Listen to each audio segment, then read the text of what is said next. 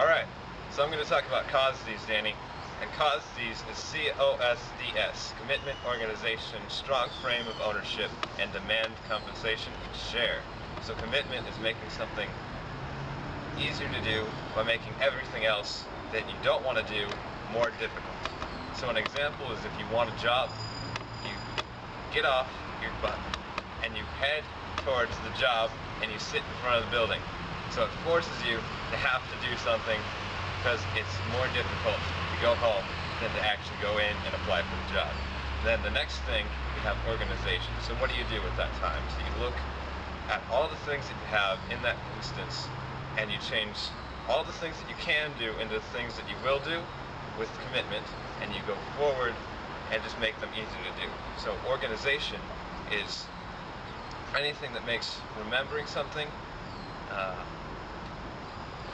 replicating something, or sharing something easier. So an example is educational products make something easier to do. This is an educational product. I've committed it to memory. It just flows out. Another thing is a service product, such as building a water heater. Remembering how to do that is a service product, and it's easier for somebody to do. And then making shoes, for example, is a material product. It's easier to replicate, so you do it and you can sell it. What you do with those things is, because you know how it works, you constantly see opportunities for it and you go forward. So, for example, I'll see somebody applying for a job, they'll hunch over, it's like, I don't really want the job, man. And it's really hard not to actually tell them what they're doing wrong. Come on, get up, go for it. Then the next thing is strong frame of ownership. So when you're organizing things, you're taking from everybody else, and you can see how to do it cheaply, and you see all the other people doing it better. So you combine that, but what happens when you don't feel like you own it? Can you sell it? No, you can't sell it. But if you wait for things to belong to you before you start selling it, then you'll never own it.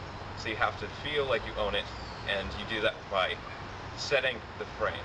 So from there, you demand compensation. Because you're giving it away for free, what you need to do is you just need to pick people that really want to pay for it, but you change what their can-dos are and you change them into wills. So you're making committing to your product easier, and you're giving it away for free all the time.